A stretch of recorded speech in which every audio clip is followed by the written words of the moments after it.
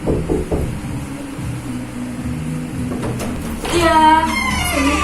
Waalaikumsalam. Silakan masuk dan duduk. Terima kasih banyak Ibu. Ya, baik. Selamat siang. Bagaimana kabarnya? Selamat siang juga Ibu, alhamdulillah baik. Ya, tadi kesini naik apa? Apakah tadi macet? Naik motor Ibu, nggak macet sih, cuma agak panas aja. Oh iya sih betul. Udah dari kemarin ini Kota Serang ini selalu panas banget, terik gitu. Iya betul Ibu.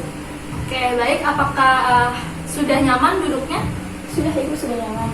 Oke, baik. Sebelum kita ke pembahasan lebih lanjut, saya ingin perkenalkan terlebih dahulu diri saya. Perkenalkan, nama saya Vanessa Olivia Kusabila. Di sini saya sebagai konselor yang akan mendampingi kamu selama proses konseling ini. Sekarang boleh perkenalkan diri kamu? Oke, baik Ibu, perkenalkan nama saya Rida Putri Amalia. Saya biasa dipanggil Rida. Dan saya sekarang tinggal di Serang, berstatus sebagai mahasiswa Untirta. Wah, salam kenal Rida. Terima kasih ya sudah menyempatkan waktunya untuk hadir pada hari ini. Iya, sama-sama Ibu. Oke, sebelum kita masuk ke pembahasan lebih lanjut, saya ingin menjelaskan terlebih dahulu dalam proses konseling yang akan kita lakukan hari ini. Dalam proses konseling ini, segala sesuatu yang kamu ceritakan akan dijaga kerahasiaannya, dan juga di sini saya tidak akan menceritakan kepada siapapun tanpa seizin Rida kecuali dalam kondisi tertentu. Dan juga selama proses konseling ini Rida boleh dan bebas untuk menceritakan pengalaman, perasaan atau hal-hal yang dirasa mengganggu pikiran Rida gitu. Dan di sini Rida boleh menjawab ataupun tidak pertanyaan yang saya ajukan kalau Rida merasa tidak nyaman. Apakah jelas Rida? Jelas Ibu. Oke, baik. Sebelumnya, apakah Rida pernah tahu apa yang dimaksud dengan konseling? Belum tahu Ibu.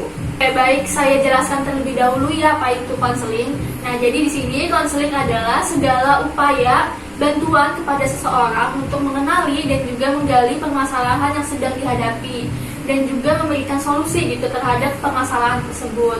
Nah, di sini saya sebagai konselor akan membantu Rida untuk mengenali dan juga menggali permasalahan yang sedang Rida hadapi dan juga bersama-sama untuk mencari solusi gitu atas permasalahan yang Rida hadapi sekarang. Apakah sudah jelas untuk dipahami? Jelas Ibu. Oke, apa ada hal yang ingin ditanyakan lagi? Sudah cukup Ibu. Oke, baik. Pada proses konseling ini akan berlangsung selama 45 menit. Apakah kamu bersedia? Bersedia Ibu, kebetulan hari ini juga saya punya banyak waktu luang. Oke, terima kasih. Sebelumnya saya ingin bertanya dulu kepada Rida, apa sih harapan Rida mengikuti proses konseling pada hari ini gitu? Harapan saya ingin mempunyai teman gitu atau seseorang yang bisa mendengarkan cerita saya, yang memahami kondisi saya saat ini. Itu sih Bu. Oke, baik. Jadi di sini Rida ingin punya teman bercerita gitu ya atas permasalahan yang sedang Rida hadapi gitu ya.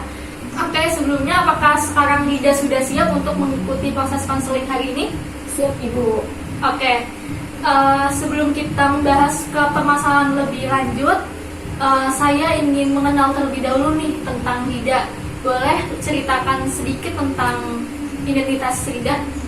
Oke, baik Ibu. Jadi saya itu merupakan anak pertama dari keempat bersaudara. Nah, orang tua saya juga udah bercerai Bu sejak saya waktu masih kelas 5 SD. Terus sekarang mereka sudah mempunyai keluarga masing-masing dan hak asuh saya jatuh kepada papa saya. Hingga saat ini saya masih tinggal bersama papa saya. Oke, terima kasih Rida sudah menceritakan sedikit tentang status Rida gitu ya. Iya Ibu. Oke, baik. Apa yang membuat Rida memutuskan untuk datang konseling pada hari ini? Saya ingin menceritakan tentang keluarga saya Bu. Jadi orang tua saya tuh udah berpisah, tapi hingga saat ini saya tuh masih kepikiran terus.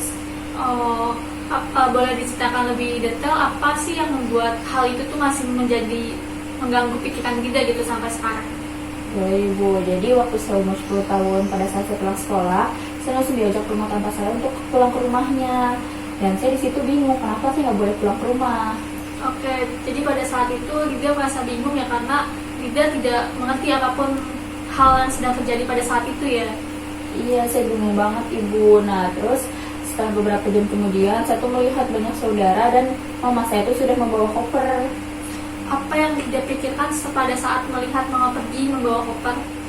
Pada saat itu, saya berpikir kalau mama saya itu ingin pergi tanpa mengajak saya. Oke, jadi Rida yang dapat dipahami Rida pada saat itu adalah mama pergi meninggalkan tanpa mengajak Rida ikut ya.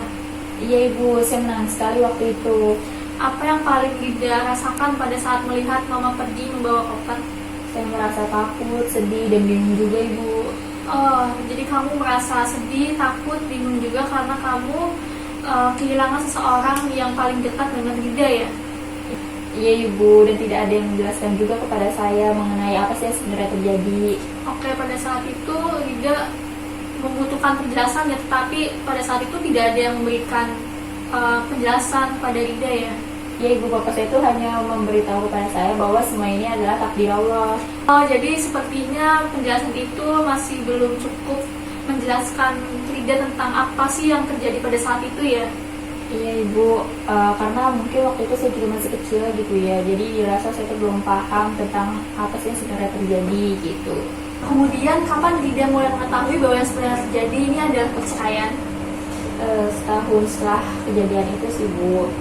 Oh, jadi, bagaimana perasaan Rida setelah mengetahui bahwa yang sebenarnya terjadi orang tua Rida ini telah bercerai?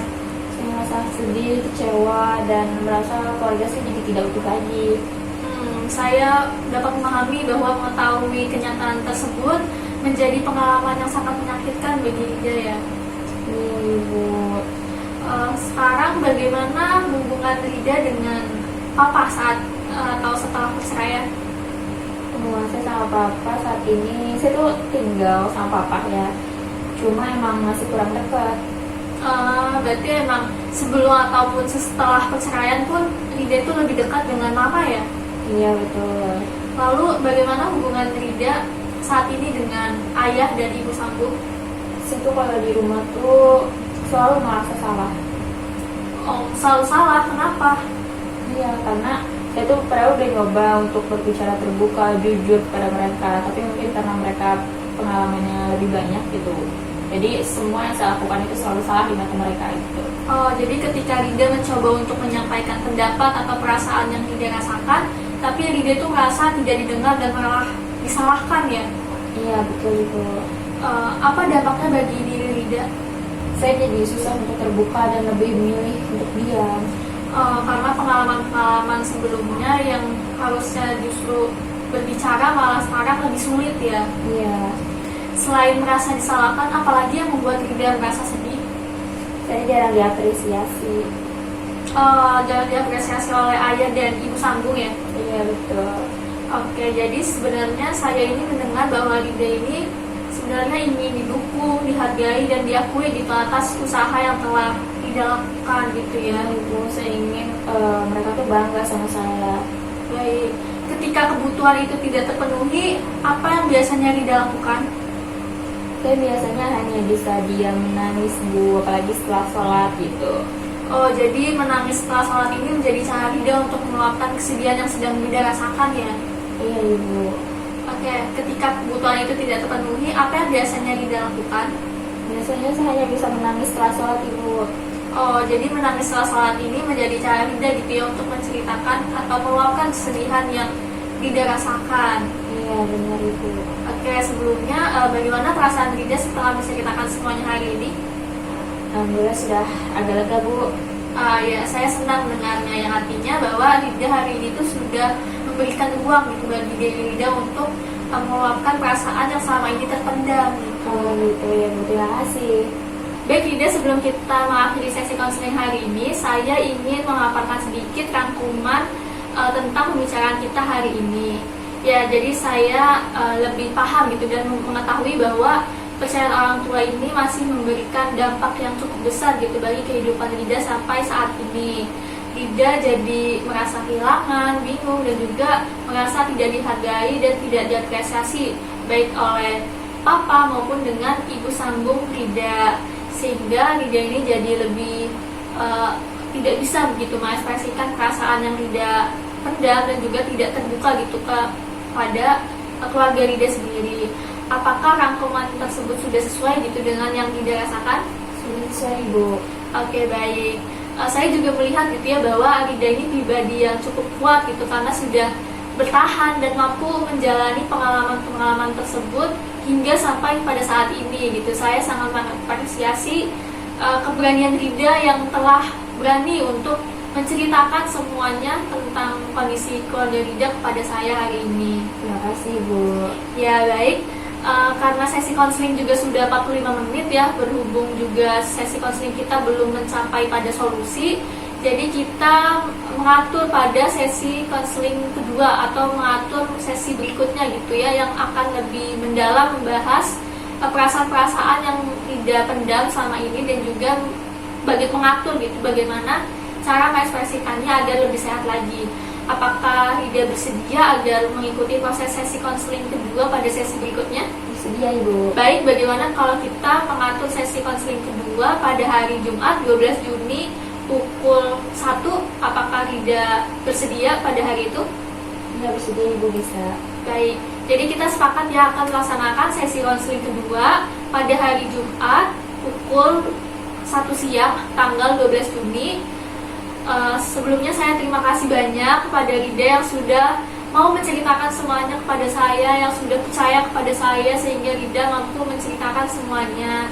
Oke, baik, itu aja sih dari saya. Sampai jumpa pada pertemuan berikutnya Rida. Assalamualaikum warahmatullahi wabarakatuh. Terima kasih banyak Ibu. Waalaikumsalam warahmatullahi wabarakatuh. Baik, terima kasih.